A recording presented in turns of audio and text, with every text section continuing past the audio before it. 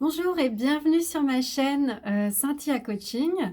Alors, je reviens pour une petite série de vidéos. En cette rentrée, déjà, je vais vous souhaiter une très bonne année, une bonne santé et surtout de pouvoir voilà, trouver des solutions à tout ce qui vous arrive, parce que 2020 a été un petit peu sous le thème de la débrouillardise et d'arriver à se débrouiller et de tricoter avec les événements extérieurs qui nous arrivent.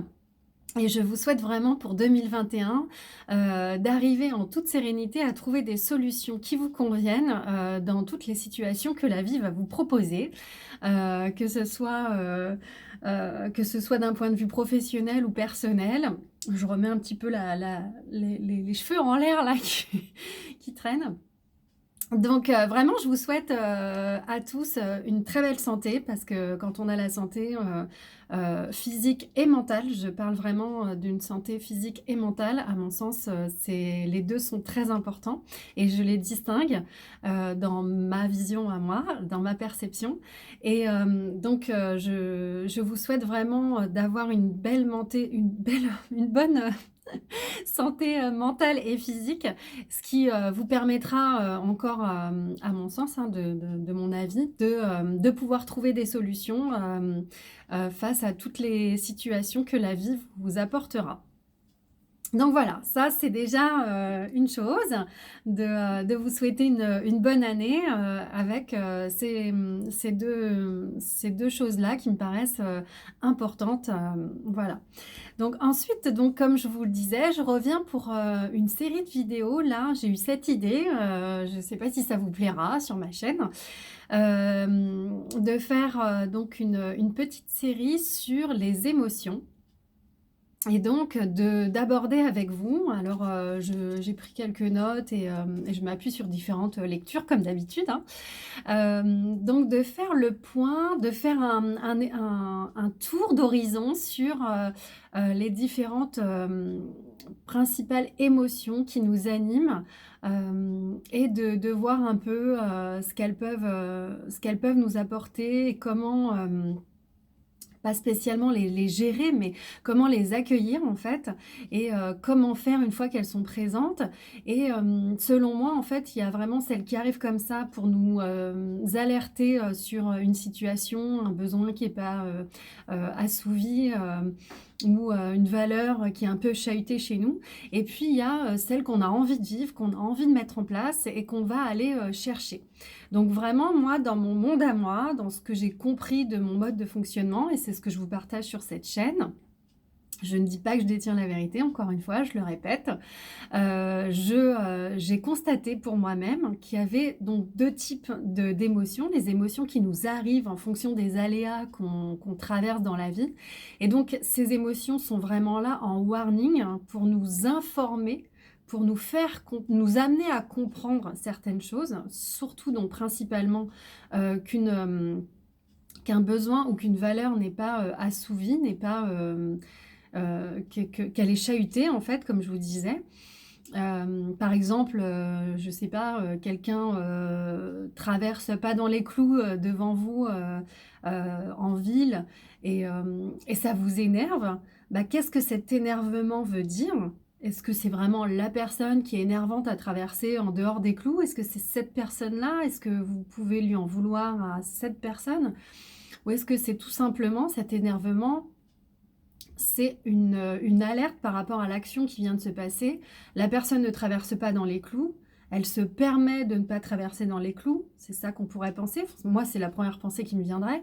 C'est je suis tranquillement en train de conduire et elle me déboule dans les roues alors que elle devrait être sur le passage piéton et j'aurais dû pouvoir anticiper parce que un passage piéton m'alerte que des piétons peuvent passer, donc j'aurais ralenti, j'aurais été attentive, même si je suis attentive quoi qu'il arrive en roulant en ville évidemment. Mais du coup, le fait qu'elle déboule, bah, m'agace parce que, elle fait une action qui n'était pas prévue et donc ça me gêne, quand, les gens, font des actions qui sont pas prévues ou qui sont pas dans les clous, justement. C'est rigolo de le dire comme ça. Mais qui, voilà, qui n'utilisent pas, en fait, les choses qui sont mises, à disposition pour chacun pour faire les choses, voilà. Et la personne décide de traverser en dehors des clous, alors qu'il y a des clous pour le faire. Moi, ça m'agace parce qu'elle respecte pas les règles. Voilà, par exemple, hein, moi, ce serait je sais pas ce que vous pensez, ce serait intéressant de le lire en commentaire si vous voulez indiquer ce que vous pensez quand quelqu'un traverse en dehors des clous sous vos roues, là. Quelles sont les pensées? Moi, ça serait ces pensées-là. La personne ne respecte pas les règles. Je suis quelqu'un qui essaye majoritairement de respecter les règles parce qu'on vit en société et que bah, il faut bien des règles pour que tout le monde arrive à vivre de façon harmonieuse et ensemble en tout cas. Et donc, ça m'agace quand quelqu'un respecte pas les règles. Voilà. Donc, ça me donne une information, cet agacement, sur le fait que je suis quelqu'un qui aime respecter les règles, je suis quelqu'un qui apprécie que les autres les respectent, et quand quelqu'un ne respecte pas les règles, bah, du coup ça m'agace, parce que ça vient chahuter une valeur de non-respect des règles. Par exemple, hein, je vous donne cet exemple, c'est le premier exemple qui m'est venu, c'est peut-être pas le plus pertinent, mais voilà. Donc, il y a ce type d'émotion qui vous alerte sur vos valeurs, sur vos besoins, donc qui vous aide à vous comprendre, à vous connaître mieux, vous connaître davantage. Donc c'est hyper utile en fait d'avoir des émotions. Après, on pourrait discuter sur le fait qu'on en ressent des plus ou moins fortes, comment on les vit, etc.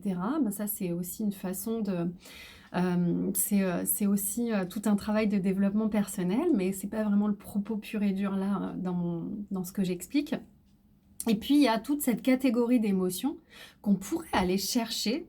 Et en fait, là, ça vient un petit peu sur ce travail-là, c'est-à-dire que qu'est-ce qu'on voudrait ressentir dans cette situation? Et donc, du coup, quelles sont les pensées qui vont nous amener à ressentir cette émotion? Parce que je vous rappelle le mode de fonctionnement de l'humain que moi j'ai découvert. Quand j'ai découvert ce mode de fonctionnement, ça a été une révélation pour moi. J'ai compris qu'on fonctionnait qu'on avait nos émotions en fonction des pensées qu'on avait, des faits ou des actions qui arrivaient. Et qu'en fait, tout démarre au niveau d'une situation, en fait, hein, c'est le modèle que j'appelle le modèle spécial. S pour la situation, c'est une situation qui arrive, voilà, c'est une situation qui est en fait qui est dénuée de tout jugement, qui est ni bien ni mauvaise, voilà, c'est assez neutre. Et ensuite, de cette situation, on a un jugement, on a une pensée. On a une pensée qui nous vient. C'est bien, c'est pas bien. C'est souvent une pensée un peu voilà, manichéenne, je crois qu'on dit, c'est blanc ou noir, c'est bien ou pas bien. Enfin, moi, je sais que je fonctionne beaucoup comme ça. Enfin, j'ai fonctionné, je me suis observée fonctionner beaucoup comme ça. Je fonctionne beaucoup moins comme ça parce que j'y travaille et c'est possible de travailler sur ce mode de fonctionnement. Donc, en fait, on a un jugement. Donc, par exemple, si je reprends mon exemple de la personne traverse en dehors des clous, ça, c'est un fait. C'est ni bien ni pas bien, en fait. C'est une chose qui arrive, c'est un fait, c'est une situation, la personne est en train de marcher et elle marche pas, elle traverse la rue et il s'avère qu'en dessous de ses pieds, c'est pas le passage piéton. Voilà. Ensuite, donc, il y a cette pensée qui vient, ce jugement, cette pensée qui n'est pas neutre, donc qui est empreinte d'un jugement. Est-ce que c'est bien, est-ce que c'est pas bien qui vient? Moi, ça peut être ah bah c'est pas bien ou ça me dérange ou c'est pas correct ou voilà, il est pas dans les règles. Et du coup, l'émotion qui vient suite à cette pensée, comme j'estime qu'il est pas dans les règles et que moi je suis là dans les règles à conduire ma voiture, etc. Et ben la pensée, c'est l'agacement. C'est l'agacement. Après, ça pourrait être la colère, etc. Enfin bon. Pour cette situation, en tout cas, moi, ça n'est que de l'agacement. Et donc voilà, donc c'est vraiment la pensée qu'on a de la situation qui crée une émotion. Et en fonction de cette émotion, bah, on va réagir. On va avoir une action ou une inaction, pardon, une réaction, quoi. Et donc là, ça va être peut-être de pester ou ça va être de donner un coup sur mon volant, de dire ah, fait suer, ou alors de souffler, ou alors bah, de me tendre, de me crisper. Il y a plusieurs réactions. Ça peut être des réactions où on va parler, des réactions où on va avoir des gestes Heu, ou des réactions où ils vont découler encore d'autres émotions. Enfin bon, il y a différents types de réactions et donc du coup, bah, suite à ça, on obtiendra, une situation en lien avec la première situation en fait, hem, une si un acte, enfin pas un acte, mais une situation résultante en fait, un résultat, une situation qui résulte de cette réaction qu'on a pu avoir à notre émotion. Et donc là, bah, si c'est, de klaxonner, bah, ça va susciter aussi du coup, le klaxon, une pensée chez le piéton et une émotion et donc une action, une réaction et voilà et on aura une situation et souvent, la situation résultante vérifie en fait, la situation la pensée qu'on a sur la situation de départ. Donc là, typiquement, si, je décide, comme action suite à ma pensée d'agacement de klaxonner pour alerter le piéton. Alors après, encore une fois, tout dépend de l'intention qu'on donne à ce klaxon, mais j'en ai déjà parlé dans des posts. Je peux le klaxonner pour lui dire: «Bon, bah, presse-toi vu que tu pas à la bonne place». Je peux le klaxonner pour lui dire: «Bah, eh, dis donc, tu exagères, tu pas à la bonne, tu pas là, tu traverses pas où il faut». Peu importe, le klaxon, je décide d'appuyer sur mon klaxon, c'est une situation, pour en tout cas le piéton. Lui peut décider de penser que ça l'agace de se faire, klaxonner et donc d'avoir une pensée, d'irritation et donc de me répondre, en me faisant peut-être un geste ou en me disant: «Bah, c'est bon, je prends le temps de klaxonner» ou «T'énerve pas» ou de me dire: «Bah, oui, OK, je me dépêche», toute réaction, enfin ça lui appartient sa réaction donc il peut y avoir tout un tas de réactions. Et donc du coup, la situation résultante, de mon point de vue, bah, va peut-être nourrir, ma pensée de départ qui était, il est gonflé, et cetera. Si par exemple, il réagit en me disant: «Bah, c'est bon, je me dépêche, oh, c'est bon». Hem, Moi, je vais peut-être penser, décidément, il est vraiment en train d'outrepasser les règles. Il se conduit pas comme un citoyen, qui respecte les règles. Ça continue de m'agacer et souvent on tourne un peu en boucle, donc dans cette émotion d'agacement et en fait les actions vont principalement, du coup, nourrir, en fait cette situation et donc notre agacement, nos pensées et notre agacement. Donc, quand je dis qu'il faut parfois réfléchir sur ce qu'on a envie, de ressentir comme émotion dans ces situations-là, c'est de se dire: «OK, moi aujourd'hui je ressens de l'agacement». Je peux me poser, me dire: «Bon bah OK, je ressens de l'agacement. Qu'est-ce que j'aurais aimé ressentir?» Et là, par exemple, moi, ce qui me vient tout de suite, c'est, j'aurais envie, de ressentir, de la joie, de la bonne humeur, enfin de l'humour quoi, je m'en foutiste un peu, du «Bon, bah, c'est pas grave», de la légèreté. Voilà, j'aurais eu envie d'avoir, une émotion de légèreté et de le prendre, voilà, comme ça, tiens, voilà, il fait ça et ça me dérange pas. Donc, bah, pour pouvoir, aller, travailler enfin, pour pouvoir aller ressentir cette émotion, si vous avez un peu suivi le découpage et le modèle, spécial, donc le S pour situation, le P pour pensée, le E pour émotion, le C pour, les conséquences du coup avec, IA, l'inaction ou l'action et L à la fin, le lien avec, la pensée de départ qu'on a sur la situation qui est plutôt, ni bonne ni mauvaise à la base. Et ben, pour avoir cette émotion, de légèreté, qu'est-ce qu'il faut que j'ai comme pensée? Et ben, il faut que je déploie comme pensée, des pensées du type, «Ah bah tiens, c'est marrant, il a décidé de traverser, à ce moment-là, bah, heureusement que je le vois, sinon je l'aurais crabouillé» ou, «Ah bah tiens, il porte, un pantalon, qui me rappelle le pantalon d'un tel.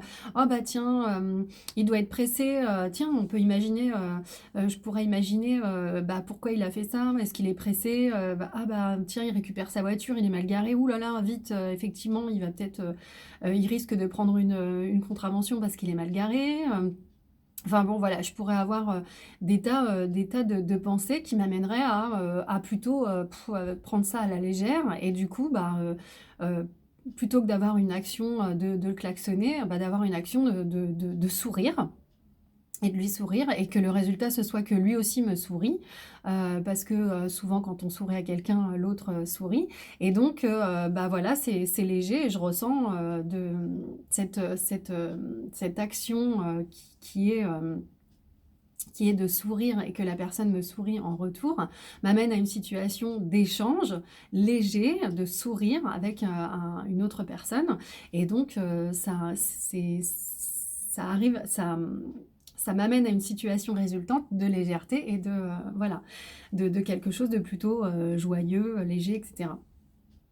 Donc voilà, donc pour moi, il y a vraiment 2 grands types, d'émotions. Les émotions qui, nous arrivent pour nous expliquer quelque chose sur, nous, qui nous permettent de mieux nous connaître et il y a les émotions pardon, qu'on va aller rechercher, qu'on va désirer ressentir et donc il y a tout un phénomène il y a tout un travail plutôt, un processus à intégrer et à aller chercher dans un premier temps, consciemment pour pouvoir, vivre, les émotions qu'on a envie de ressentir. Et donc à travers cette petite série qui arrive, j'aimerais, bah, décortiquer, sur, une situation bien précise. Donc là, on a pris l'agacement, mais donc pour cette situation. Mais dans mes prochaines vidéos, j'aimerais, en fait, aller chercher une situation spécifique pour chacune des grandes émotions. Alors, quand je pense aux grandes émotions, je pense à la joie, la tristesse, la colère, le dégoût, la surprise, la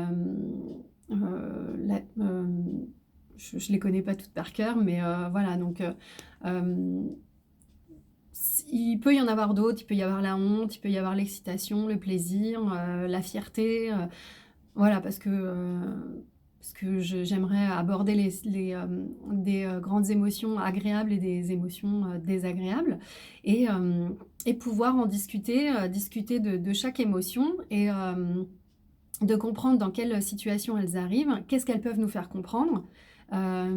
Parce que pourquoi je fais cette, vidéo aussi? Parce que, je pense que toute émotion est utile et qu'aujourd'hui, dans le développement personnel, on a tendance à vouloir étouffer les situations, des émotions pardon, désagréables, comme, par exemple la colère ou, c'est pas politiquement correct, de se mettre en colère, mais, pour autant, c'est une émotion, elle est tout aussi utile que la joie, donc que le plaisir. Donc je voudrais réhabiliter en fait, les émotions désagréables et dire qu'elles sont très utiles et qu'il est très, utile de se mettre en colère.